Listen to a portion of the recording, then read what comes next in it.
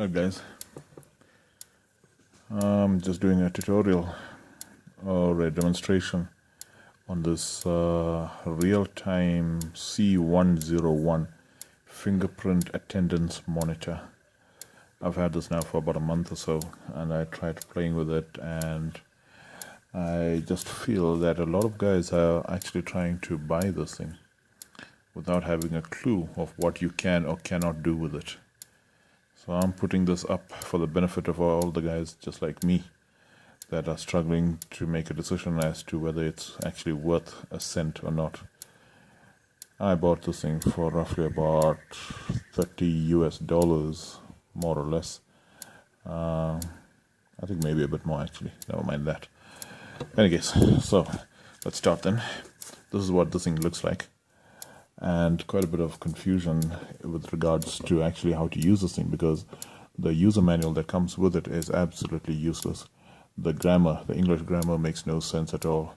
The half of it is in Chinese. Then there's some diagrams. I'll show it to you a little bit later. Right, so let's start. Number one, you want to go into the menu and press again and scroll down to setup, because you want to set up the time. So let's press OK. Go into the system, press OK. Scroll down, language is English. I don't know what the hell re-verify means. Never mind all of that. Go into the time, press OK. And go into the time again, press OK. And as you can see, the 2018-02-04, that's today's date and that's today's time. Scroll through. If you press up, it'll become 2019. Scroll down, press OK. You can go to the month. You can change it to the third month, the fourth month, or leave it down to the second month, etc., etc., etc. So press escape to get out. Escape again. So then if you press escape, it goes to its default screensaver, which shows you that today is Sunday, the date is 18-02-04, the time is 17:04. So you've got your time set up. Now you want to go and add a user. So go into menu, or a user being your employee. So let's say I've got a gardener that comes once in a month, or maybe once in a week. Let's make it once in a week, and I want to set him up. So let's go into the menu, and then you can scroll down to user management, press OK, and then you want to add a user. So as you can see, not user view. I've got so far, as you can see, I've got 3 users. Let's just go close. No, maybe not. Okay, so in any case, go up to add a user, press OK. And the user ID is already number 4. Scroll down to give the user a name, press OK. And now this is a bugger up. So let's call him user Tom. Right, so I want to press T. T is number 8, press T, and then press OK. And as you can see, there's still no T there. But however, what you will notice is that on top of the, let's go and close there now.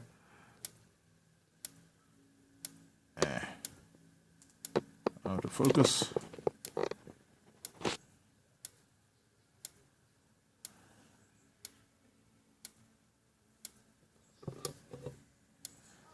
Okay, there we go. Right, on top of the capital T, there is number 1, small t is number 2. Hold on, let me just go a bit closer.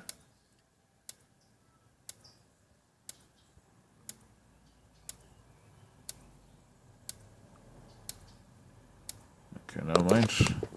You're gonna have to use a bit of imagination here.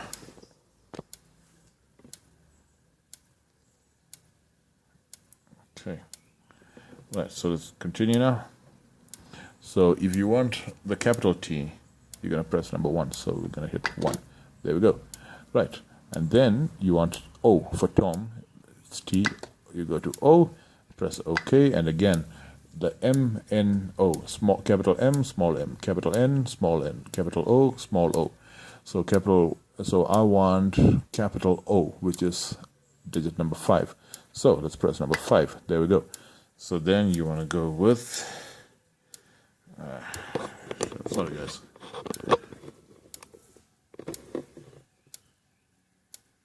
We're struggling, but in any case, I hope you can see it. Right, so now I'll go to M for Tom. Press M, and once again when you press OK, the numbers will come up on top of the letters, and I want number 1, which is capital M. Press that and press OK. You escape and you will see there. Now what you want to do is you want to add the fingerprint. So let's go down to finger and press OK, and it says enter finger number 1. Let's do that. There we go. Right, that's as simple as that. Now what you're going to do is you've got the guy, his name is Tom, he's got a fingerprint registered. You can do a card as well for added security. He belongs to the office department. I'm not actually sure what the hell that means. I'm not sure what that means either. Okay. Oh yeah, I suppose that's for a password, not only with a fingerprint, but with a password as well. Right. So let's now escape. Shit. I think I just deleted it. Let's go up. Add a user again. Let's call him Tom again. So user management. Press T. I want press OK. I want 1. I want O. That's OK. I want 5. And then press M. OK, I want 1, and then that's OK. Let's escape. Let's escape. Save, yes. If you want to save, you must press yes, and that's OK. And now we've got 4 users compared to 3 users we had before. Right, so let's escape now. Go to the main menu, the screensaver mode. There we go. Right, now what you want to do is the guy's been working for a month. Let's pull a report on him. Let's see how many days he's worked. So what you're going to do then is you're going to go to menu. You're going to go down to report, press OK, and now you see there's a punch, there's a schedule, and there's a month report. Sorry about the poor quality of picture, but that's as good as it's going to get under the circumstances. So punch means every time the guy comes and puts his fingers on that thing there, he's punched himself in, or out for that matter. So if he decides to punch in at 8 o'clock, he comes to work at 8, he punches in at 8, that counts as 1 punch. At, let's say, about 10 past 8, he thinks, oh, maybe I didn't punch. So what he's going to do is he's going to punch again. So that'll be a second punch. So on that particular date, when you pull the report, you'll see that he punched in 2 times. You can also use it to control the guy, to monitor the guys when they go out for lunch and such. What you can say is when they come in on duty, they punch in. When they go on lunch, they must punch again. When they come back from lunch, they must punch again. And when they knock off from work, they must punch again. So they're going to punch 4 times.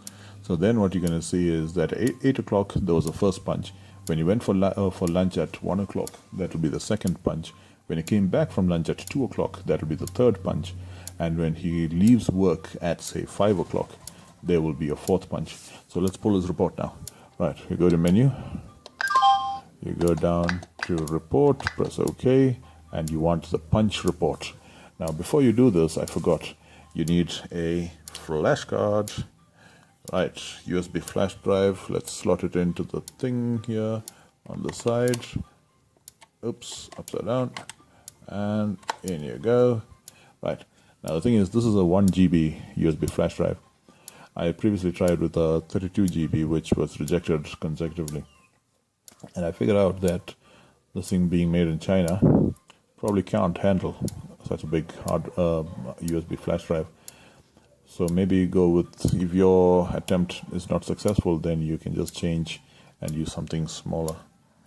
Okay, so now let's go pull a report on him. So you go into menu, you're going to go down to report, press OK, and highlight the punch and press OK. Now this is the catch. This is the catch right here.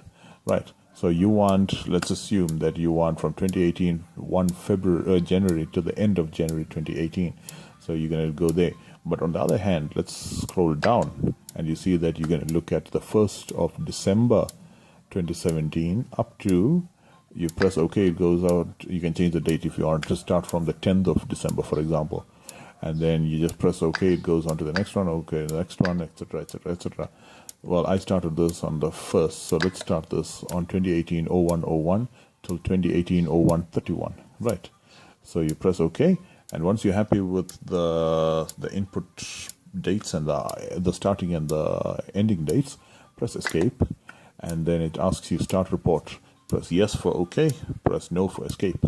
And yes is OK. Let's press OK. It says working, working, working, and then it will probably give you a small little message or not, and it'll do that. And now what you need to do is, it's done. So just escape, escape back to the main menu, and you pull out your flash drive, and let's go plug it into the computer and see what it says. Okay, hold up 1 second. So how does this work? Hold up 1 second, please.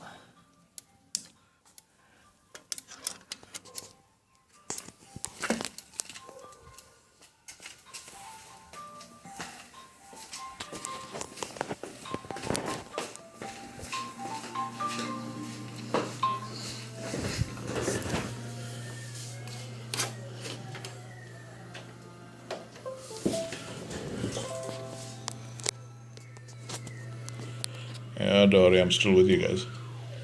Hang tight, I'm just sorting this out quickly. So you're gonna open up the thing, open that, and there we are.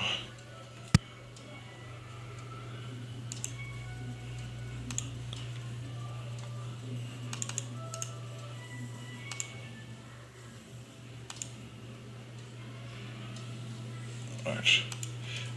Guys, so basically when you put it into the computer, that's what you're gonna see. That's the document you want to open up. So let's open that.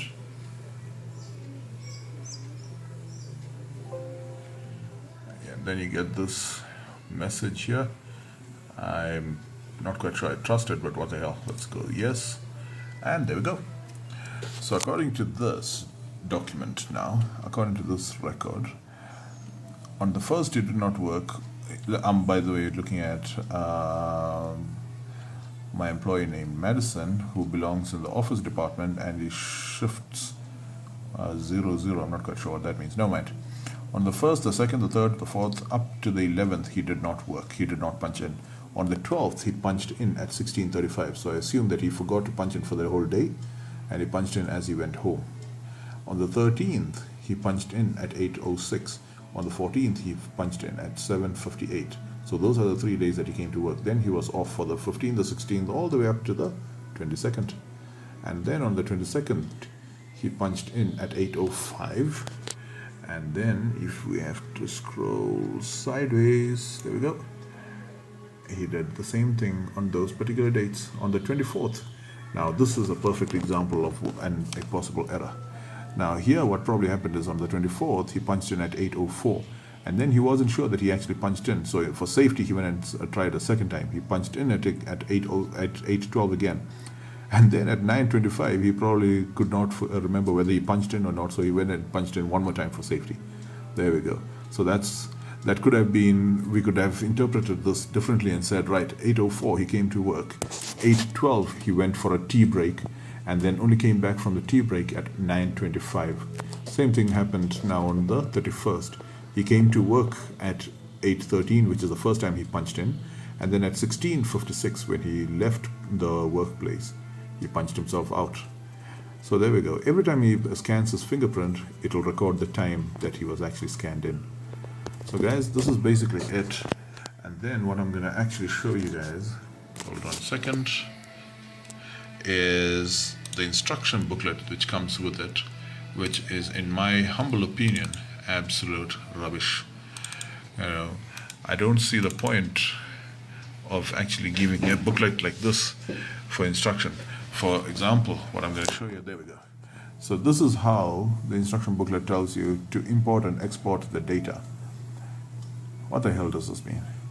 What does this really mean, So this is unimpressive for me. Okay, let's go further. Let's look at how they tell you to add a user. There we go. So it says add a user. Right. Add a user, select user manager, sounds good. Add user, sounds good. So that's all sounds good. Select username and input username. Where is it? And then all of a sudden, what the hell does that mean? Press a number to represent really? And then select finger and carry on. I'm not impressed. these instructions don't make any sense at all. I mean, now that I know how to do it, I suppose it makes a bit of sense. But seriously, guys, this is basically it. It's not a top of the range unit. I paid very little for it, and therefore I suppose this is the best you can expect from it. It's only been working for a month, so I'm not actually sure about the durability, but I will probably update as soon as I figure that out. All the best, fellas.